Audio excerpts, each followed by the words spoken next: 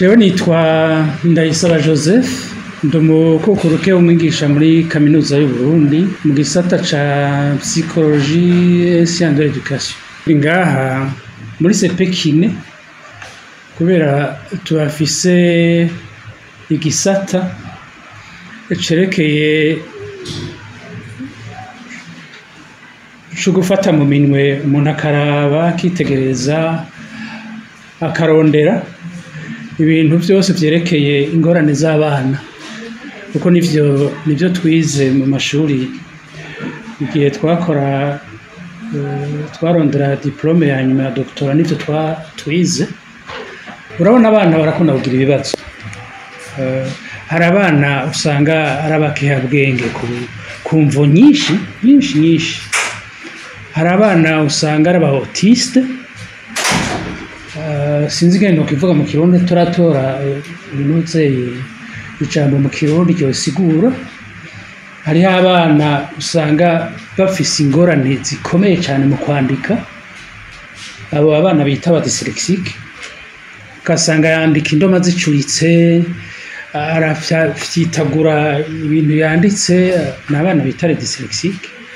Hariho abana bafise ingorane mu ngo,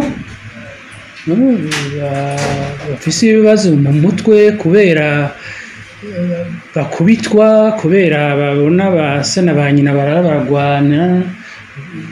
canke bagashwana nabo bavukana, ugasanga umwana yarayinze. Nivyo navyo nyene iyo hariho abana duhora turonka mwe nawe. Hariho n'abana rero bakubagana, ariko gukubagana kubuza abana kwiga, kubagana gusanzwe barya abana b'imyaka 2, 3, 4 barakubagana. Mugaha ko kubagana rero gutuma umwana atakintu na kimwe ashobora kwicara ko ngo akore ngo ahetse. Nivyo navyo nyene abana ashobora turonka batari bake bafise ibibazo nk'ibyo. Hama rero akaba abana sinzi ko arivyo nahereye ko bakehabwenge. Bona cyane cyane abo dukunda kuronka kenshi na kenshi na abana bita ba trisomie 21, donc chromosome ya 21 usanga aho kuba zibiri mu mubiri ni 3 cazitanga rero ibintu byo bukehabwenge abana bukehabwenge. Turamaze kubona benshi, abandi bana benshi rero dukunda kuronka mu bakehabwenge n'abana bajya bigorana ko bavuka. Mu Gifaransa bita souffrance obstétrique, bateba kuvuka bakababara, abavyeyi bakibaruka batevye, bagaca bagira ico bita mu Gifaransa anoxie, kuvuga ubwonko buraheza bukabura impemu, ivyo bita oxygene, hama neurone shatanga gupfa. Iyo tanguye gupfa rero harahusanga biciye bigira ingaruka mbi cyane ku mwana ukaca baba dyslexique bambe mukehabwenge. Hama rero abana usanga bafise n'izindi ngorane, ibintu byo kunywa inzoga, ibintu byo itabi, ibintu byo kunywa urumogi. Hari abana usanga barutangura kurunywa hakiri kare, n'ayaba abantu b'ikibi bakora ikibi kibishe binjira mu mashuri bakigisha abana kunywa urumogi. Hajya amashuri ateza kwiyubara ico kintu, kuko ari amashuri usanga yitwa ngo n'amashuri ameze neza abana bamenya, mugabo usanga barayinjiyemwo. Hari abana usanga batanguye kunywa urumogi. Abana rero umwana bigeze kunzanira w'imyaka 11 amaze gutangura kunywa urumogi. Iyo rero abavyeyi bazanye uwo mwana turaheza tugakoresha ubuhinga, turafise ibikoresho dukoresha n'ubuhinga dukoresha kugira tupime turabe uwo mwana ingorane afise iyo ariyo, kugira umuntu ntaze kuvura ibitari byo. Turafata umwanya ukwiye kugira ngo turabe ingorane umwana afise, na cyane cyane duhereye ku bibazo tubaza abavyeyi, ko uko wiyumvira ingorane ashobora kuba afise niko uheza ugatora ibibazo ubaza abavyeyi kugira ubone ko iyo ngorane ariyo canke atariyo. Hama rero tumaze kubona iyo ngorane iyo ariyo mbona neza ko ari tureza tugahanura abavyeyi ico bokora ari ingorane usanga zikeneye nk'abandi baganga bafise izindi ubundi buhinga ngiye abana bafise ingorane zo kumva canke zo kutabona neza nabo nyene tuhora tubaronka batari bake tureza tukabahanura abavyeyi kubarungika kwa abo baganga kugira ngo bashobore kubatunganiriza ivyo tudashobora twebwe turabarungika ku bandi baganga canke tubona hari ivyo abavyeyi bonyene bishoborera kugira ngo abana bateshore gutera imbere naho bafise iyo ngorane tureza tukabigisha abo bavyeyi kugira ngo umwana rero ashobore gutera imbere ashobore kumenya ibi n'ibi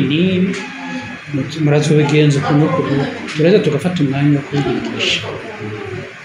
hanyuma iyo hari umwana tubona ko bikeneye ko tumufasha twebwe nyene kubera ubuhinga abakeneye turaheza tukababwira abavyeyi bakazoza baramuzana